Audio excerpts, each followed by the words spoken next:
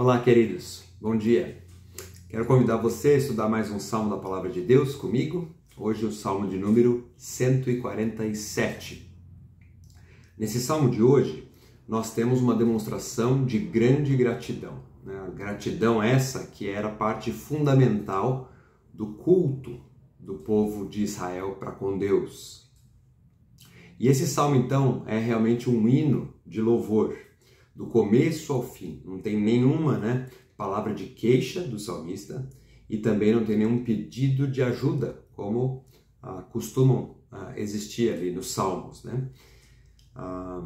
Foi fácil fazer uma divisão desse salmo para a gente estudar nessa manhã, isso porque cada uma delas se inicia com um chamado à adoração. Depois nós temos os motivos, o salmista apresenta os motivos do porquê adorarmos ao Senhor, e por fim ele termina cada sessão das três que nós dividimos em uma expectativa do Senhor para conosco. Então fica fácil assim a gente dividir o Salmo e tirarmos lições para a nossa vida nesse Salmo 147. As divisões aqui são versos 1 a 6, fala sobre a grandeza de Deus, vamos falar sobre isso. Depois, do 7 ao 11, fala da provisão de Deus. E de 12 a 20, vamos ver sobre a proteção de Deus para conosco, para com seu povo. Mas antes de entrarmos nessas partes dos Salmos, vamos orar, vamos colocar nossa vida diante do Senhor, vamos falar com Deus. Baixe sua cabeça, vamos orar.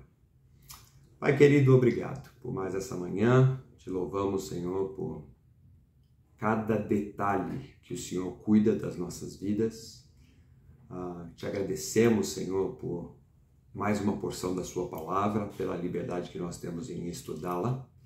E te pedimos, Senhor, para que essas verdades das Escrituras possam transformar a nossa mente, nos manter conscientes de quem o Senhor é, daquilo que o Senhor tem feito por nós, e com isso nós possamos viver uma vida mais grata ao Senhor, em todos os aspectos. Então colocamos nas tuas mãos as nossas vidas, cada um de nós, esse início de dia. Para alguns já aconteceu faz tempo, mas que o Senhor esteja conosco, ao longo do nosso dia, ao longo da nossa semana, para que a gente viva uma vida diante do Senhor, o tempo todo, em gratidão ao Senhor. Essa é a minha oração, no precioso nome de Jesus. Amém. Então aqui, primeira divisão fala sobre a grandeza de Deus. Veja comigo, os versículos 1 a 6. Diz assim: Louvai ao Senhor, porque é bom e agradável cantar louvores ao nosso Deus. Fica-lhe bem o cântico de louvor. Aí o chamado à adoração. O Senhor edifica Jerusalém e congrega os dispersos de Israel.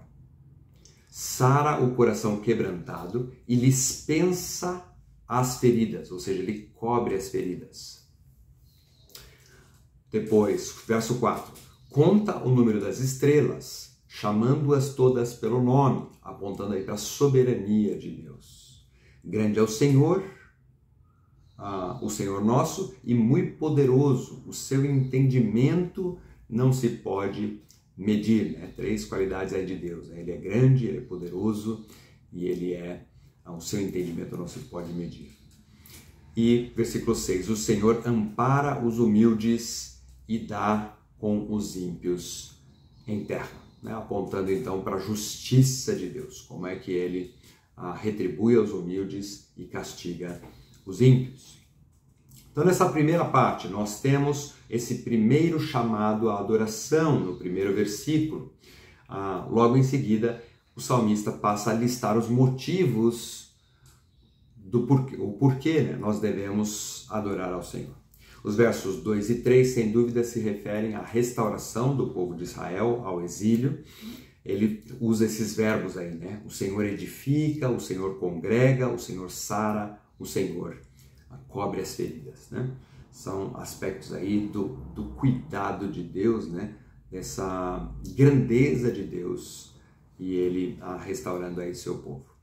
Depois, então, nos versos 4 a 6, nós temos essas qualidades, esses atributos de Deus sendo listados e que devem ser exaltados. Todas as coisas que Deus fez estão ligadas à sua grandeza, ao seu poder e também ao seu entendimento. Se nós fôssemos resumir, então, essa parte e aplicar para o nosso dia hoje, né, eu diria, queridos, vamos louvar ao Senhor nessa manhã, nessa semana. Devemos fazer isso porque isso é agradável e certo aos olhos do nosso Deus. O motivo é porque Deus um dia, assim como ele fez com o povo de Israel, né? Deus um dia também nos resgatou da nossa condição de escravos, de feridos. E então ele nos curou e tratou das nossas dores. O nosso Deus é grande, poderoso, ele é sábio e ele é justo. Por isso, mais uma vez eu digo, louve ao Senhor nessa manhã. Louve ao Senhor em oração. Quem sabe você vai querer fazer uma lista, né, depois de terminar essa meditação, uma lista das coisas que você se lembra, do que o Senhor te livrou no momento da salvação. Do que ele curou a sua vida, né, desde a salvação. Ele te curou da mentira, talvez da bebida, do medo, da preguiça, da fofoca, da ira ou de outro pecado qualquer. Faça uma lista e agradeça ao Senhor em oração. O que te escravizava no passado sem Cristo e que você foi curado, né, pelo poder regenerador do Senhor. Louve a Deus agradecendo em oração. Louve a Deus agradecendo com canções. Tente se lembrar de algumas músicas nessa manhã que exalte os atributos de Deus e cante para Ele. Grande é o Senhor, né? É uma delas. Vou dar alguns exemplos. Grandioso és tu. Depois, Deus Supremo és. Ou Nosso Deus é soberano. Ou então, Rei das Nações.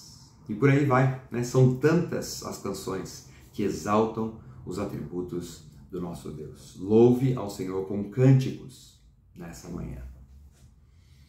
A segunda parte do Salmo trata da provisão de Deus. Acompanhe comigo, né? Versos 7 a 11, a provisão de Deus. Cantai ao Senhor com ações de graça, entoai louvores ao som da harpa ao nosso Deus. Que cobre de nuvens o céu, esse é o motivo, prepara a chuva para a terra, faz brotar nos montes a erva. Ele dá o alimento aos animais e aos filhos dos corvos quando clamam. Não faça caso da força do cavalo, nem se compraz, ele não faz caso da força do cavalo, nem se compraz dos músculos do guerreiro. Ou seja, o que agrada a Deus não são cavalos fortes, nem soldados corajosos. Agrada-se o Senhor dos que o temem e dos que esperam na sua misericórdia. Então, mais uma vez, o que nós temos aqui? Primeiro, um chamado para louvarmos ao Senhor. O motivo é a provisão de Deus na nossa vida. A provisão da chuva e do alimento que o Senhor faz, em especial nessa região, né, que não chovia, geralmente de abril até outubro. Né? Então, o salmista aqui reconhecendo, né, a chuva que traria a provisão do alimento.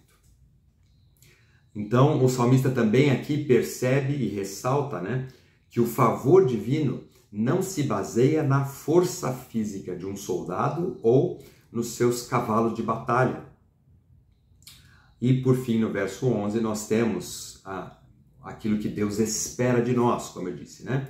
Ele espera temor e confiança nele.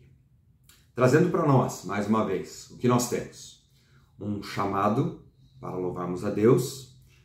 Por quê? Porque Deus tem me provido sustento, o meu alimento, a minha capacidade e disposição para trabalhar. Ele tem me dado um trabalho, as condições de eu pagar as minhas contas no final do mês. Esse é o motivo. Depois, nós aprendemos aqui também, né, no versículo 10, que em tudo isso nós não devemos nos apoiar na nossa própria força. Não é a força do soldado nem do cavalo, não é a sua própria força. Né? Nós não deveríamos nos apoiar nem na nossa própria força, nem nos recursos que nós temos para a nossa providência. O que o texto diz é que nós devemos viver a nossa vida no temor do Senhor e confiantes da sua ação misericordiosa. Você reconhece que não é a sua força que te faz prosperar? É assim que você encara o seu dia e o seu trabalho? Você reconhece que se não fosse Deus ir à sua frente, você fracassaria? Você reconhece que você não se basta, que você não se garante por si só? O salmista aqui nos ensina, né, que ao invés de confiarmos em nós mesmos, nós deveríamos viver no temor do Senhor e confiantes nessa misericórdia de Deus que nos alcança. A Bíblia diz, né, essa misericórdia que se renova a cada manhã, em outro momento, né, em outro salmo. Então esse é o segundo ponto, né? Gratidão a Deus por causa da provisão que Ele nos dá. Terminando então, nós temos a terceira parte que fala da proteção de Deus. Versos 12 a 20, diz assim: Louva Jerusalém ao Senhor, louva Sião ao teu Deus, pois Ele reforçou as trancas das tuas portas, e abençoou os teus filhos dentro de ti. Uma referência, né, à proteção do povo de Israel dentro de uma cidade fortificada. 14. Estabeleceu a paz nas tuas fronteiras e te farta com o melhor do trigo. Ele envia as suas ordens à terra, a sua palavra corre velozmente. Ele dá a neve como a lã e espalha a geada como a cinza. Ele arroja o seu gelo em migalhas. Quem resiste ao seu frio? Manda a sua palavra e o derrete. Faz soprar o vento e as águas correm. Mostra a sua palavra a Jacó, as suas leis e seus preceitos a Israel. Não fez assim a nenhuma outra nação. Todas ignoram os seus preceitos. Aleluia. Então, para terminar, o que nós temos aqui? Pela terceira vez, um chamado para louvarmos a Deus. O motivo aqui é a proteção que Deus nos dá, pois Ele reforçou as trancas das tuas portas. Ele fala de Jerusalém e Sião, né, simbolizando ali o povo de Deus que habita e adora dentro das cidades. As bênçãos da proteção, paz e prosperidade são apresentadas aqui também como realidade presentes na vida do povo de Deus. Então, para o salmista, né, o poder de Deus em proteger envolve também o domínio sobre os elementos da natureza. Não é? Ele fala da geada, ele fala do frio, do calor, o vento, as águas. Deus tem domínio sobre todas essas coisas. Nosso Deus é soberano sobre o clima. Nenhum frio, calor extremo, nem ventanias, tufões, furacões, nem enchentes estão fora do seu domínio, do seu controle. Portanto, também nessas questões, nós temos experimentado a proteção do nosso Deus. Então o Salmo termina, né, com aquela expectativa do Senhor. Porque tudo isso é verdade, Deus fala, o salmista aqui fala, né, que Deus tem a expectativa de que nós obedeçamos às suas leis e seus preceitos. Verso 19 ele fala: mostra a sua palavra a Jacó, as suas leis e os seus preceitos a Israel. Então, tendo tudo isso em vista, né, essa proteção de Deus aqui em último lugar, né, nós deveríamos então obedecer os seus mandamentos. Por fim, né, ele termina com uma referência especial ao povo de Israel, esse como um povo escolhido. Olha o verso 20, diz assim: não fez assim a nenhuma outra nação. Aplicando para nós, mais uma vez, né? Nós devemos louvar ao Senhor pela terceira vez. O motivo agora é a proteção de Deus. O privilégio de ser povo de Deus, que antes pertencia a Israel, mas hoje, queridos, pertence a nós, a igreja do Senhor Jesus Cristo. Então, pensando nessas verdades, nas verdades que este salmo nos apresenta, né? A grandeza de Deus, a provisão de Deus e a proteção de Deus para conosco. A minha oração, né? E o meu desejo, né? É que o nosso dia e a nossa semana possam ser cheios de louvor a esse Deus. Que isso seja uma verdade na nossa vida, nessa manhã, nessa semana. Amém? Vamos orar mais uma vez? Vamos pedir isso para o Senhor? Vamos colocar mais uma vez nossas vidas nas mãos do nosso Deus. Pai querido, te agradecemos por esse salmo e pelo desafio que ele nos traz nessa manhã. Um desafio de louvarmos e adorarmos o teu nome. Porque o Senhor é merecedor de toda essa adoração. O Senhor é grandioso e as tuas grandezas, Senhor, não têm fim.